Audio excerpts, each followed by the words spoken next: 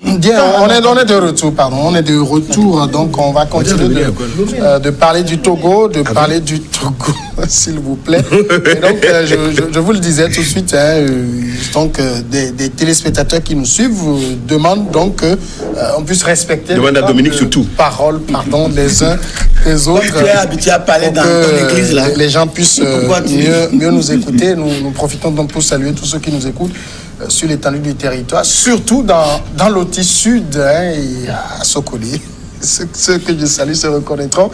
Alors donc, Dominique, vous terminez rapidement pour qu'on évolue. J'allais dire qu'en 2015, par exemple, lorsque on explique que l'opposition joue toujours au mauvais perdant, mais en 2015, l'Union européenne a déboursé près de 2 milliards pour financer une observation à travers, sur toute l'étendue du territoire.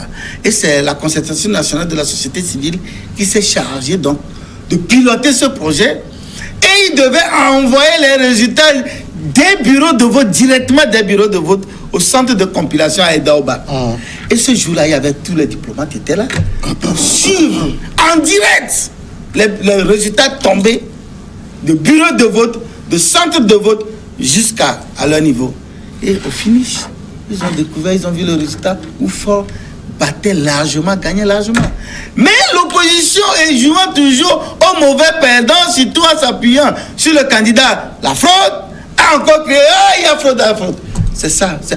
Vous savez, moi j'ai rencontré l'ancien. Jerry Tama, qui était de l'opposition, lui, il a reconnu sa défaite. Ouais. Bon, moi c'est l'ancien chef de la délégation de l'Union européenne, M. Berlanga, personnellement qui me l'a dit. Et il m'a dit quoi? C'est l'opposition qui est venue vers lui. Lui dit qu'à chaque fois que nous gagnons, le pouvoir vole. Maintenant, qu'est-ce qu'il faut pour permettre vraiment à l'opinion de savoir si exactement c'est l'opposition qui a gagné et que le pouvoir s'est attribué les résultats ou quoi? C'est en cela qu'ils ont dit, bon, voilà ce que nous allons faire pour avoir les vrais résultats. Et voilà, cette opposition n'a même pas eu honte on découvre votre échec cuisant. Au lieu d'accepter que cette fois-ci vraiment on nous a battus, ils viennent crier encore que on nous a volé, on nous a volé. C'est ça qui est vraiment dommage. Et d'autres qui déjà à la faute avant même la fin même de la campagne, on parlait même du jour de vote. Notre sujet suivant, c'est toujours le Togo. Nous parlons maintenant toujours de cette présidentielle. Avec ces propos de Faure Gnassingbé, appelé, j'ai fait un pas de plus vers la victoire. Pelé, il faut le dire, c'est la localité de la présidente de l'Assemblée nationale. Faure Gnassingbé, candidat, il a animé un grand meeting. Il s'est adressé à la foule. Il a fait beaucoup de promesses. D'ailleurs, c'est là-bas qu'il a parlé donc de rendre désormais gratuits les frais d'inscription aux examens. Il a dit qu'il va débloquer une enveloppe de 2,5 milliards pour booster l'agro-business. Il espère qu'au niveau du FNFI, les bénéficiaires atteignent 10 000 personnes. En tout cas, une ribambelle d'annonces de la part du chef de l'État. Il dit que Pelé, j'ai fait un pas vers la victoire, c'est-à-dire, vous pensez que Pelé représente quelque chose pour le chef de l'État? Non, mais c'est ma question. Je ne connais pas le nombre d'électeurs. Je ne sais pas, je ne connais pas le nombre d'électeurs à Pelé, pour qu'on puisse dire que déjà à Pelé, avec une mobilisation, parce que, étant le fief de la présidente de l'Assemblée nationale, c'est tout à fait normal qu'elle mette le paquet pour que les gens puissent venir de partout, même s'il faut les transporter, il faut les transporter ça se fait dans tous les sens. Oui, ça se fait dans tous les sens. Il faut faire import, il faut le faire. L'opposition est très experte. Il faut le faire. Vous savez ça, il faut avoir beaucoup de l'argent. Et ceux qui ont de l'argent, c'est le parti au pouvoir qui a beaucoup d'argent. L'opposition aussi a de l'argent. Donc, c'est pour dire que c'est une déclaration politique, mais quand même, quand j'ai médité, scruté un peu c'est un bon... C'est un clin d'œil. Non, c'est une phrase que j'ai aimée. Appelé, j'ai fait un pas de plus vers la victoire. J'ai aimé juste la phrase, une phrase politique. Je l'ai aimée.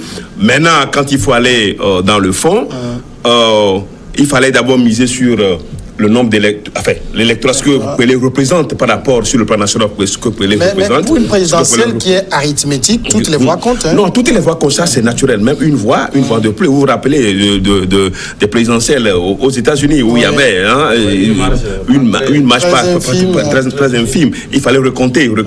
Donc, c'est pour dire que dans ce genre de situation, une voix déjà de plus est un pas pour la victoire.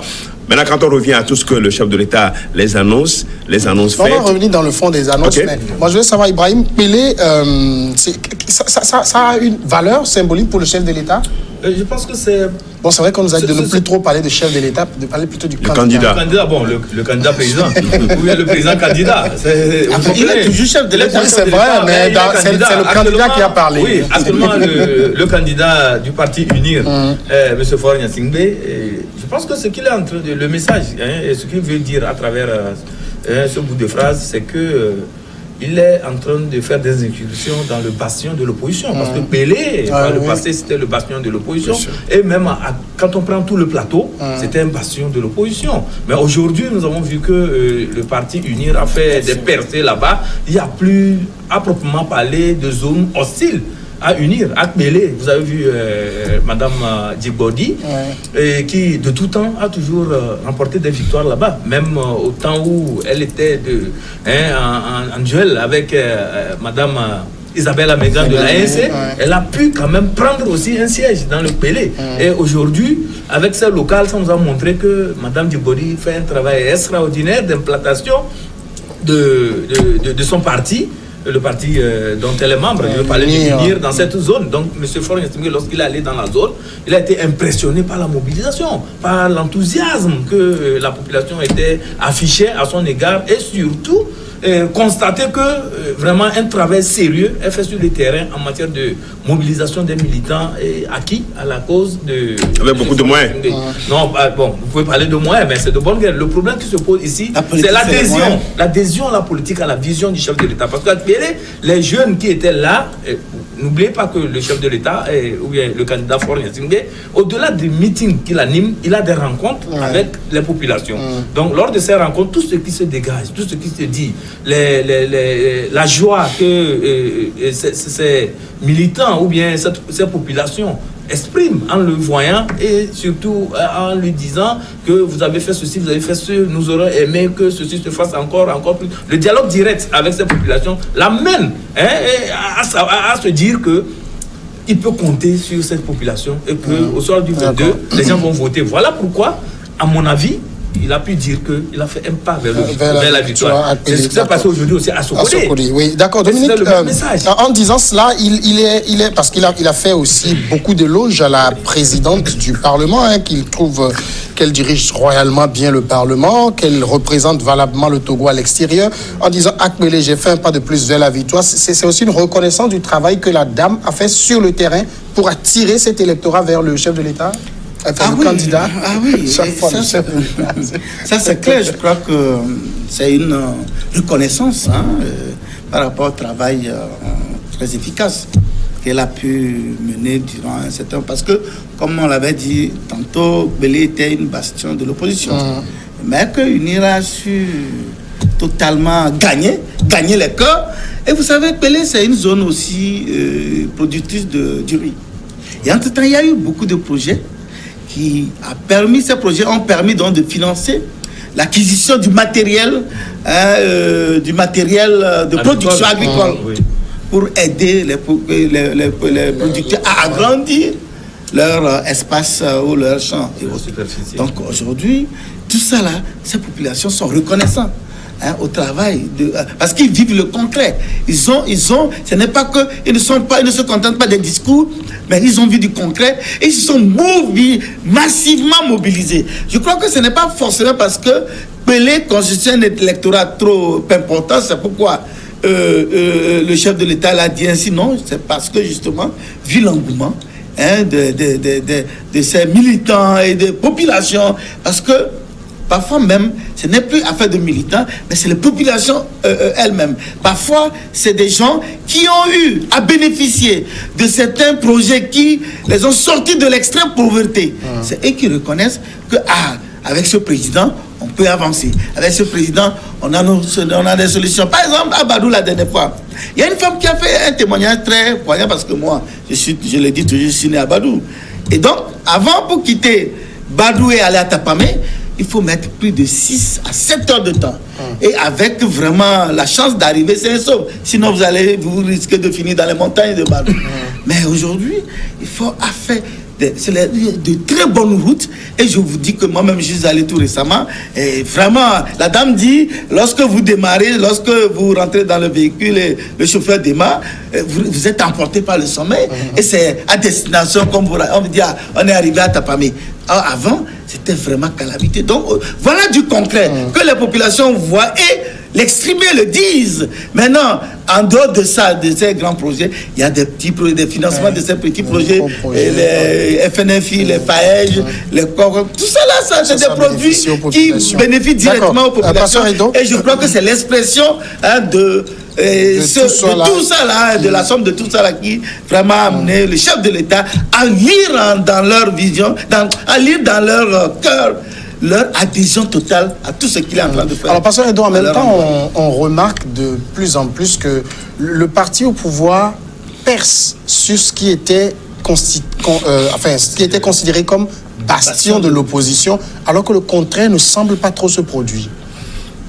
Oui, peut-être ça peut être un constat. Ça peut être un constat. Je maîtrise un peu la cartographie. Quand on voit la cartographie de la politique togolaise, les zones qui sont des fiefs de l'opposition par rapport aux zones qui sont celles du pouvoir, c'est vrai quand même qu'on peut sentir une percée du parti au pouvoir, mais en réalité, c'est parce que justement, quand vous prenez les projets dont on parle tout à l'heure, c'est des projets, des fois on a l'impression comme si on donne ces projets qui sont des projets d'État, comme si c'est le projet du parti et que les gens sont obligés de militer dans ce parti. Chef d'État qui a qui veut le bien-être de sa population. Et c'est normal. S'il a été élu pour le bonheur, sur cette base. Et il le fait. Il a promis le fait. Sur cette base. Bon, de manière efficace, ce n'est pas en principe ce qui devait être fait. Ce n'est pas en principe, ce n'est pas ça. Parce que moi, je regarde par exemple Donald Trump, chaque fois il dit j'ai créé de l'emploi, j'ai changé la vie de ci et ça. C'est le président qui est là, qui a agi. Pourquoi vous ne voulez pas qu'il emporte les bénéfices? Et quand ça ne marche pas, c'est toujours lui qu'on accuse. Les gens disent que mais ce président il ne veut rien, nous avons fait, je n'ai pas de statistiques fiables pour pouvoir mesurer et apprécier ce que le chef d'État dit, mais ce que nous savons, c'est que la misère, la pauvreté n'a jamais cédé d'un iota. C'est toi qui le dis. Ah oui, bien sûr. C'est toi qui le dis. Il y a des rapports. Il y a des gens mondiaux, qu'on lit. Il y a des zones où il y a des projets. Des fois, il y a des projets qu'on peut reconnaître, mais de manière générale, il y a dans certains contrées où la misère est toujours là. Mais et donc, la misère est toujours là. Tu te réveilles, donc c'est pour dire. Laissez-le terminer. Tu dors jusqu'à midi. Tu vas boire du tchoukoutou, bien de sodavi, tu vas dormir. Tu penses que tu peux prospérer? Il faut travailler. Maintenant, il y a des opportunités de travail. Si tu le fais de travail, je pense que je vous avais déjà lu la réaction. C'est toi qui as la parole. Téléspectateur qui demande que chacun parle. J'ai besoin de connaître. Allez-y. Donc c'est pour dire que aujourd'hui, vous savez, ce que moi j'ai constaté, depuis un certain moment, on avait toujours des difficultés à certains partis politiques de l'opposition d'aller dans certaines contrées. Quand ils y vont, c'est des interdictions des préfets, c'est des interdictions des présidents. Justement, sur ça, on l'a évoqué ici hier, il y a eu aussi des contre-vérités. Je ne suis pas en train de parler des zones qu'on a dit que le préfet. Non, Samuel, je ne parle pas de la campagne. Je ne parle pas de la campagne. J'en profite pour rectifier. Je ne parle pas de la campagne. On nous a dit que le préfet a interdit, alors que le préfet n'a jamais été saisi. Dans le cas de Gando, par exemple, le préfet n'a jamais été saisi d'une quelconque activité. De la campagne des incidents, des présumés incidents peut-être des beaucoup de présumés manipulation, incidents de la campagne. beaucoup de manipulation aussi, Mais hein, de partout et de tout le temps, l'opinion. on a vu des manifestations quand les partis politiques de l'opposition allaient en campagne de sensibilisation. On a vu dans cette préfecture de Nord, il y a toujours on l'a toujours évoqué. Ce n'est pas aujourd'hui. Encore aujourd'hui. Ce n'est pas aujourd'hui qu'on Quand le l'évoque. président demande à tout le monde accueillir très bien. Non, mais tous ceux qui oui, viennent. et on voit le contraire. D'accord. Et on voit le contraire. Ibrahim Atia, à plusieurs reprises, a fait des tournées D'accord. Et quand on prenait des manifestations de PNP, par exemple. Le PNP, c'est un parti politique. C'est pas. Le PNP n'est pas candidat. Le PNP n'est pas candidat, je vous en prie. Revenons. Dominique, vous m'avez promis de respecter donc les temps de parole. Ibrahim Atia, c'est des populations aujourd'hui, que ce soit à Kpélé, à Sokone, où le président était aujourd'hui, ou un peu partout où il est passé, qui sentent que les actions du président... Les gens veulent voir le président. Les gens n'ont jamais vu le président. Les gens veulent voir le président aussi. C'est parce que il est bon Non, pour la Par rapport aux déclarations faites, que ce soit à Sokodé, à Gando, à Kounion et même à Badou, dans le village de Dominique Alézou, les témoignages qui ont été faits, c'est qu'il y a eu beaucoup de projets qui ont été initiés, des mécanismes qui sont mis en place et qui ont impacté véritablement la vie des populations. Quand nous prenons le cas du MIFA, par exemple, le financement du secteur agricole, il y a des producteurs qui ont reconnu aujourd'hui que grâce au MIFA, ils ont pu avoir des moyens, des financements assez conséquents pour pouvoir étendre leur superficie, acquérir le matériel sophistiqué pour une agriculture beaucoup plus mécanisée et produire suffisamment. Et quand vous prenez aussi en tout cas la protection sociale en matière de santé, je vais parler de l'INAM, les fonctionnaires sont ravis. D'ailleurs, le président promet étendre la couverture universelle. Vous allez voir que au niveau des artisans, il y a déjà le processus qui est enclenché. Et même nous, les journalistes, la dernière fois, nous avons eu une rencontre avec la directrice générale de l'INAM qui a promis nous balancer aussi sur ce régime. Donc ça voudrait... Non, ce n'est pas la campagne. C'est des... L'élection présidentielle, c'est la veille de l'élection. Bon, même si c'est la campagne, si ça peut changer des vies, pourquoi pas. C'est concret. Tu veux qu'on en parle parce que nous n'y étions pas la dernière fois pour parler de l'élection ou bien pour parler de quoi que ce soit. C'était en tout cas une formule technique. Nous avons parlé technique. Comment nous allons faire pour pouvoir aller vers l'intégration des journalistes et que les journalistes soient prises en compte par le système INAM. Donc c'était vraiment une discussion technique et professionnelle. Il n'y avait rien de campagne dedans. Et quand je reviens aussi et je vois un peu sur le plan sanitaire, il y a eu la multiplication des CMS. Ça, c'est un fait. Des CMS? C'est visible sur le... Des CMS, vous parlez de la santé? Ici à Lomé, vous parlez de la santé, la crise sanitaire que nous avons, les déficits que nous avons dans ce pays. Je parle des CMS, des centres de santé. Oui. Ici à Lomé, par exemple, à Kakaveli, il n'y en avait pas. Aujourd'hui, c'est une réalité. Quand vous allez à Vokotito, quand vous allez à Djidjolé, quand vous allez à Kilkame, c'est construit. Donc le problème qui se pose maintenant, c'est quoi? La population demande qu'il y ait renforcement de tous ces mécanismes. Et le chef de l'État a promis d'avoir des infrastructures pour les équiper. Il faut les équiper pour les adapter à notre... Le chef de l'État promet que laissez Ibrahim aller au bout. Pour son premier mandat. Pour son quatrième mandat. Pardon. Il y a aussi des structures. De la 5e République. Quand on parle des marchés, aujourd'hui, quand vous allez à Agné, quand vous allez à Sotoubois, quand vous allez à Tchamba, le marché moderne de Tchamba, tout ça là, ça a impacté la vie des populations. Et les populations ont eu à l'exprimer. Donc c'est pour vous dire tout simplement que les actions plaident pour ce candidat. Quoi que ce ne soit pas lui qui a déboursé ça de ses propres poches, mais c'est sous son leadership. Aujourd'hui, le référentiel en matière de développement, parce qu'aujourd'hui, quand nous parlons du défi à relever en Afrique occidentale, c'est le développement. Et quand vous prenez le PND, sincèrement, quand vous le lisez, en tant qu'esprit avisé, je ne parle pas des propagandistes et des négationnistes. Quand vous le lisez, en tant qu'esprit avisé, vous voyez qu'il y a du sérieux qui est décliné dedans. D'abord, c'est un document très simple. 3 axes. Vous lisez, vous comprenez en même temps.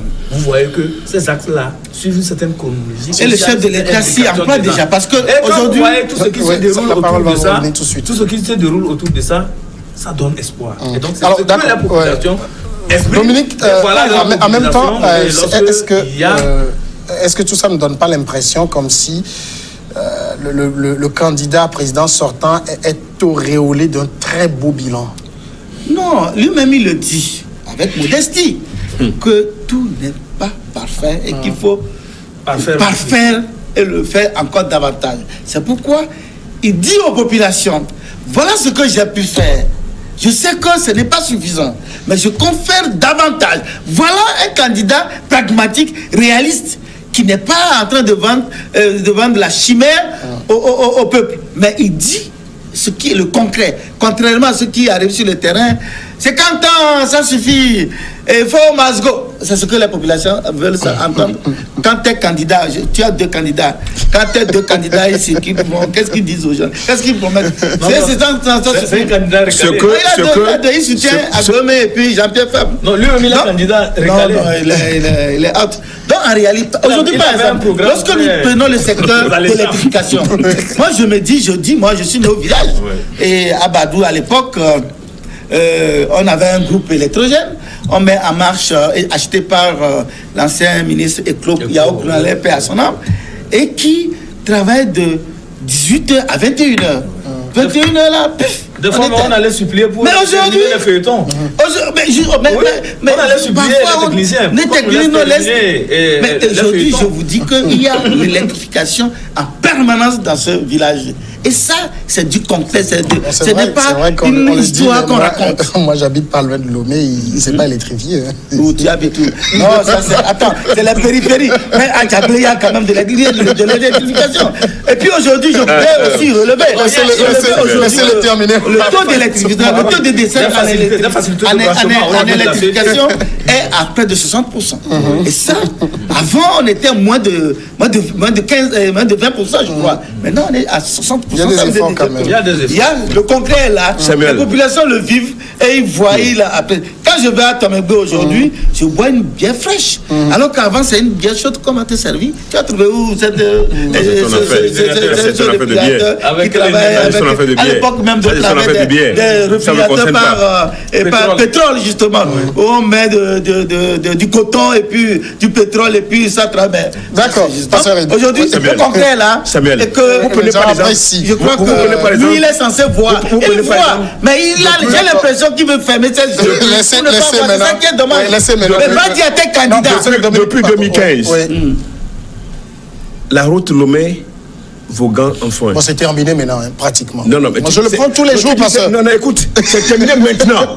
Tu sais, quand ça devait être terminé? Je pense que c'est 2014-15, il me semble. C'est maintenant. Maintenant, c'est terminé. Avec tout ce qui a été comme fonds détourné. Et la Aplouchia qui a travaillé sur ce dossier, qui a transmis le dossier à la justice. Écoutez, je ne m'en disconviens pas qu'il n'y ait pas des petits projets qui puissent impacter la vie des gens, pour ne pas être négationniste.